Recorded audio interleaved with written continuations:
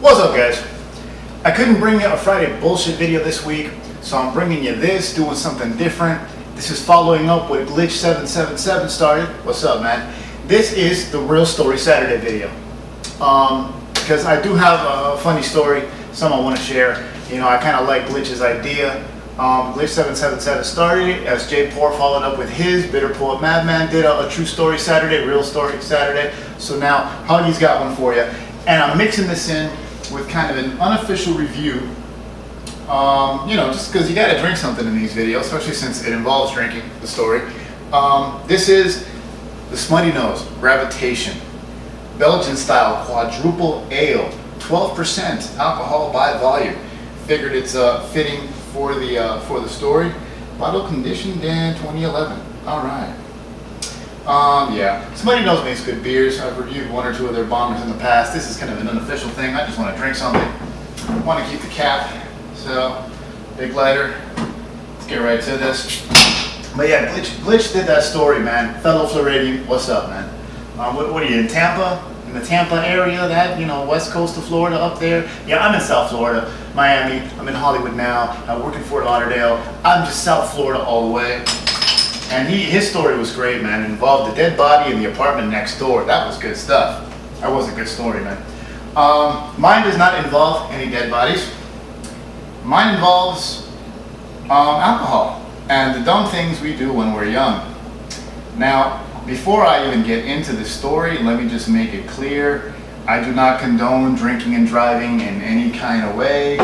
You know, don't put your life and the life of anybody else in jeopardy because you can't hold your liquor or because you want to just, you know, keep having fun. Be smart, be responsible. Don't drink and drive. You know, but at the same time, if you did it in the past when you were young and stupid, I can't blame you, because when I was young and stupid, I did shit like that. And you know, this happened back in the late 90s. I was like 18, 19 years old, right? And I had a buddy that lived down south in Color Ridge. If you're familiar with that area, you know, that's the southern buttfuck end of what used to be Metro-Dade County. Now it's Miami-Dade County. It's unincorporated. You know, it's not even suburbs. It's just, you know, unincorporated south part of the county. About 25 minutes on the highway south of where I was living. And I had a buddy down there who was my drinking partner. And, you know, I used to roll down there a few days a week and just bullshit, you know. His house was kind of like on a dead end. So we used to, you know, hang out in front of the house and shit. And this thing smells really sweet. Candy sweet.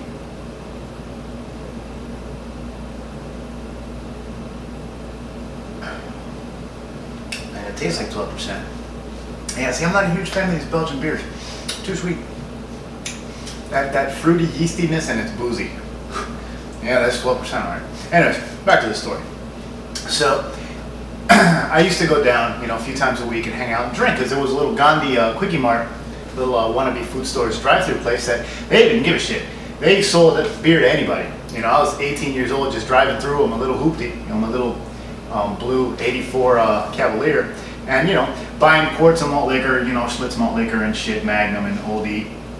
Buying that shit and, like, you know, $1.50 packs of DTC cigarettes, you know.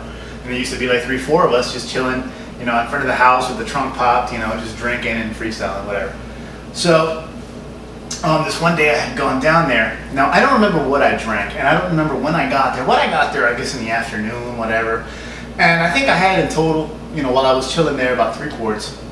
You know, Schlitz malt liquor. I told you, I've been drinking that since back in the day. So about 3 quarts of Schlitz malt liquor, and I believe I had, or we had, or I took whatever the leftovers of a bottle of Appleton rum, Jamaican rum. So at least a third of a bottle of rum, right? Not a fifth, full fucking bottle, right? So yeah, so about 3 quarts and some rum, and we're bullshitting, and come like, you know, 11 o'clock at night or whatever, my buddy's baby mom was like, yo, send these fuckers home and get in the house. So he eventually goes in the house.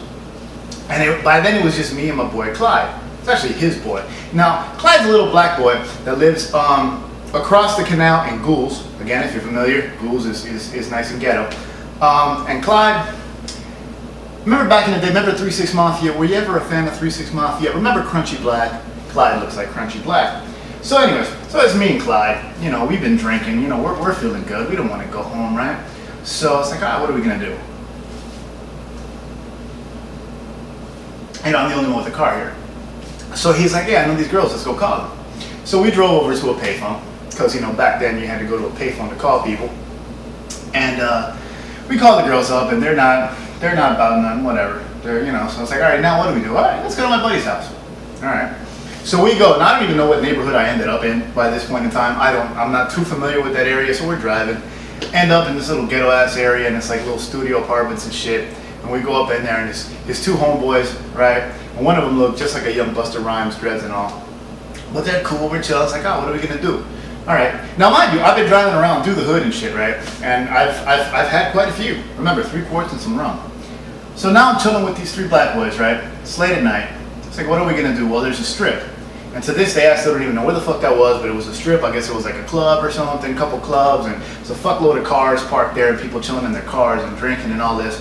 So we stopped at the store, got like a 12-pack of Budweiser, and we go to the strip, we park, we got our beers out the trunk, and we're just hanging out, music playing, just chilling. And that got old after a while.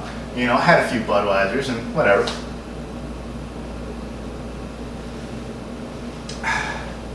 What am I, 6 minutes in? What the hell.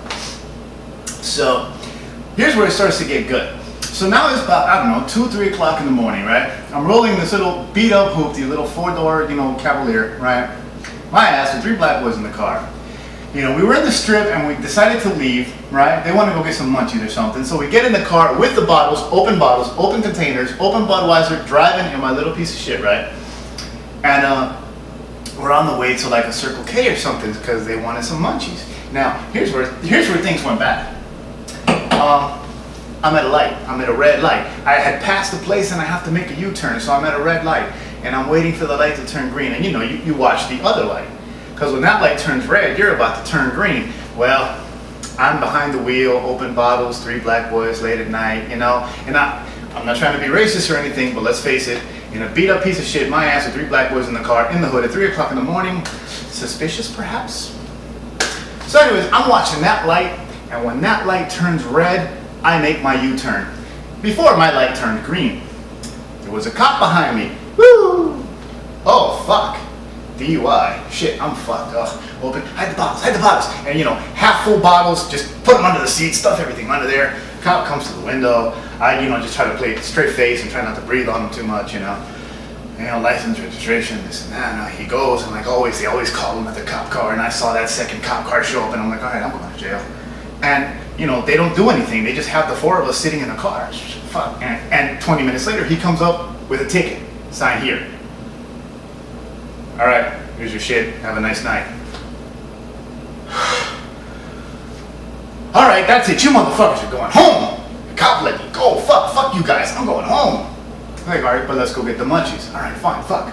The Circle K was right there, whatever. So we go to the Circle K, get to the fucking, Circle K, if you're not familiar, it's like a 7-Eleven kind of thing, right? So we pulled in. And, take the bottles, go throw them in the trash and shit. They go in and buy like some fucking Doritos and some chips and God knows what, right? And we get back in the car. And we head off. And my intention is, I had one close call. I'm not fucking with it no more. I'm dropping them off and going home, right? So we get back in the car and we're driving, heading towards wherever the fuck they live. And, a couple minutes down the road, for no fucking reason, woo, I get pulled over again. I'm like, oh God. I'd say I'm not getting out of this shit twice, right? I got lucky once. It ain't gonna happen twice. And this cop comes up to the window, license, where you going, whatever. And goes back to his car for a while. Comes back with the flashlight to the window, looking at everybody. Everybody get the fuck out the car. Shit. And these fuckers, these little suspicious fuckers, all get out the car there. So the cops with the flashlight there, and there were like 2 cop cars and shit, right? And I'm fucking drunk, I'm paranoid, I'm scared, I think I'm fucked. The cops looking at all of us with the flashlight, looking in the cars. Are there any drugs in the car? No, sir. I ask you one more time, are there any drugs in the car? No, sir. Yeah, right, I can see my reflection in all your eyes. Get the fuck out of here. That's what the cop said, no bullshit, right? And I'm like, so here's the kicker. This is my favorite part of the whole night. When the cop says, get the fuck out of here, all 4 of us at the same time, thank you, officer. So we get in the car. All right, that's it.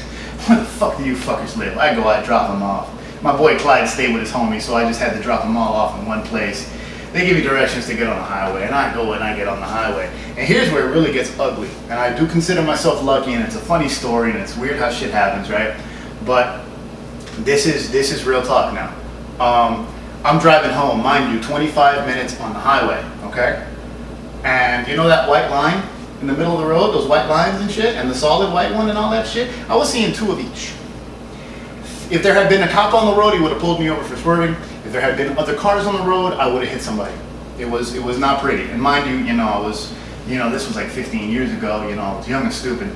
And no bullshit, when I got home, I got out and I got down and I actually kissed the pavement of the fucking driveway.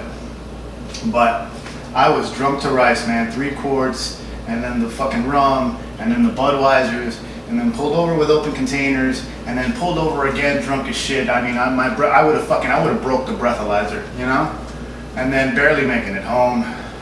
So, yeah, there you go. True story. I got lucky twice, and then somehow survived the drive home. And I don't like this beer.